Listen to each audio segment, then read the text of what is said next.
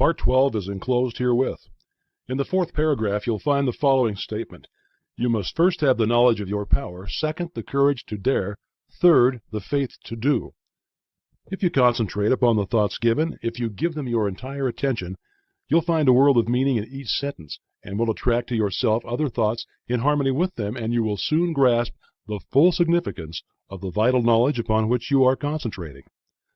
Knowledge does not apply itself. We as individuals must make the application, and the application consists in fertilizing the thought with a living purpose. The time and thought which most persons waste in aimless effort would accomplish wonders if properly directed with some special object in view. In order to do this, it is necessary to center your mental force upon a scientific thought and hold it there to the exclusion of all other thoughts. If you've ever looked through the viewfinder of a camera, you found that when the object was not in focus, the impression was indistinct and possibly blurred, but when the proper focus was obtained, the picture was clear and distinct. This illustrates the power of concentration. Unless you can concentrate upon the object which you have in view, you will have but a hazy, indifferent, vague, indistinct, and blurred outline of your ideal, and the results will be in accordance with your mental picture. So now, Part 12. There is no purpose in life that cannot be best accomplished through a scientific understanding of the creative power of thought. This power to think is common to all. Man is because he thinks. Man's power to think is infinite. Consequently, his creative power is unlimited. We know that thought is building for us the thing we think of and actually bringing it nearer, yet we find it difficult to banish fear, anxiety, or discouragement, all of which are powerful thought forces, and which continually send the things we desire further away, so that it's often one step forward and two steps back. The only way to keep from going backward is to keep going forward. Eternal vigilance is the price of success. There are 3 steps, and each one is absolutely essential. You must first have the knowledge of your power, second, the courage to dare, third, the faith to do. With this as a basis, you can construct an ideal business, an ideal home, ideal friends, and an ideal environment. You're not restricted as to material or cost. Thought is omnipotent and has the power to draw on the infinite bank of primary substance for all that it requires. Infinite resources are therefore at your command. But your ideal must be sharp, clear-cut, and definite. To have one ideal today, another tomorrow, and a third next week means to scatter your forces and accomplish nothing. Your result will be a meaningless and chaotic combination of wasted material. Unfortunately, this is the result which many are securing, and the cause itself is evident. If a sculptor started out with a piece of marble and a chisel and changed his ideal every 15 minutes, what result could he expect? And why should you expect any different result in molding the greatest and most plastic of all substances, the only real substance? The result of this indecision and negative thought is often found in the loss of material wealth. Supposed independence, which required many years of toil and effort, suddenly disappears. It is often found then that money and property are not independence at all. On the contrary, the only independence is found to be a practical working knowledge of the creative power of thought. This practical working method cannot come to you until you learn that the only real power which you can have is the power to adjust yourself to divine and unchangeable principles. You can't change the infinite, but you can come into an understanding of natural laws. The reward of this understanding is a conscious realization of your ability to adjust your thought faculties with the universal thought which is omnipresent. Your ability to cooperate with this omnipotence will indicate the degree of success with which you meet. The power of thought has many counterfeits, which are more or less fascinating, but the results are harmful instead of helpful. Of course, worry, fear, and all negative thoughts produce a crop after their kind. Those who harbor thoughts of this kind must inevitably reap what they have sown. Again, there are the phenomena seekers who gormandize on the so-called proofs and demonstration obtained at materializing seances. They throw open their mental doors and soak themselves in the most poisonous currents which can be found in the psychic world. They don't seem to understand that it is the ability to become negative, receptive, and passive, and thus drain themselves of all their vital force, which enables them to bring about these vibratory thought forms. There are also the Hindu worshippers who see in the materializing phenomena which are performed by the so-called adepts a source of power, forgetting or never seeming to realize that as soon as the will is withdrawn, the forms wither, and the vibratory forces of which they are composed vanish.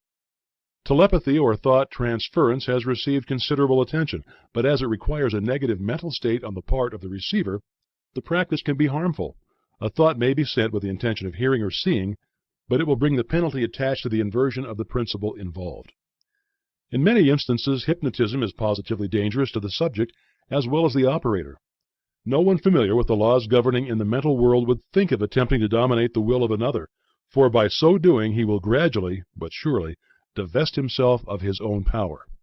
All of these perversions have their temporary satisfaction, and for some a keen fascination, but there is an infinitely greater fascination in a true understanding of the world of power within. A power which increases with use, is permanent instead of fleeing, which not only is potent as a remedial agency to bring about the remedy for past error or results of wrong thinking, but it's a prophylactic agency protecting us from all manner and form of danger, and finally is an actual creative force with which we can build new conditions and new environments. The law is that thought will correlate with its object and bring forth in the material world the correspondence of the thing thought or produced in the mental world. We then discern the absolute necessity of seeing that every thought has the inherent germ of truth, in order that the law of growth will bring into manifestation good, for good alone can confer any permanent power. The principle which gives the thought the dynamic power to correlate with its object and therefore to master every adverse human experience is the law of attraction, which is another name for love. This is an eternal and fundamental principle, inherent in all things, in every system of philosophy, in every religion, and in every science. There is no getting away from the law of love. It is feeling that imparts vitality to thought. Feeling is desire, and desire is love.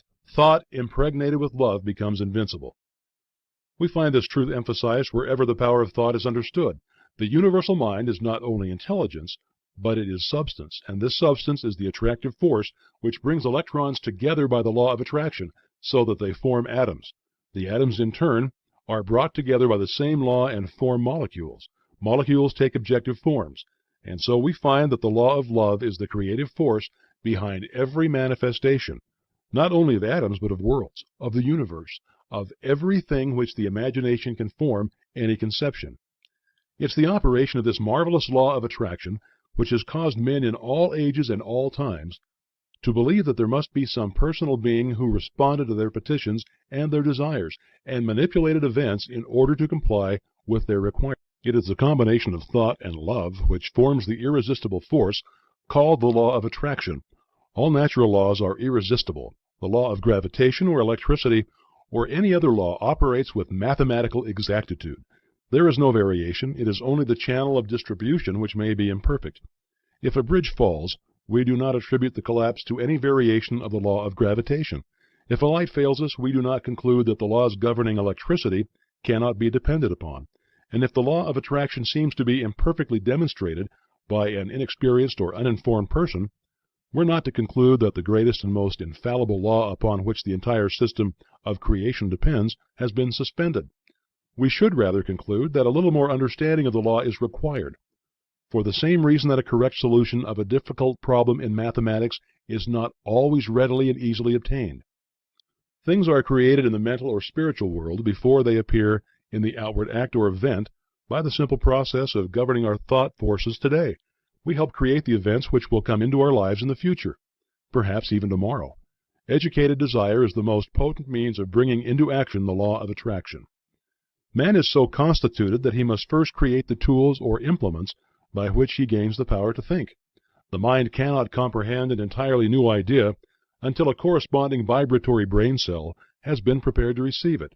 This explains why it is so difficult for us to receive or appreciate an entirely new idea. We have no brain cell capable of receiving it. We are therefore incredulous. We do not believe it. If, therefore, you've not been familiar with the omnipotence of the law of attraction and the scientific method by which it can be put into operation, or if you've not been familiar with the unlimited possibilities which it opens to those who are enabled to take advantage of the resources it offers, begin now and create the necessary brain cells which will enable you to comprehend the unlimited powers which may be yours by cooperating with natural law. This is done by concentration or attention. The intention governs the attention. Power comes through repose. It is by concentration that deep thoughts, wise speech, and all forces of high potentiality are accomplished. It is in the silence that you get into touch with the omnipotent power of the subconscious mind, from which all power is evolved. He who desires wisdom, power, or permanent success of any kind will find it only within.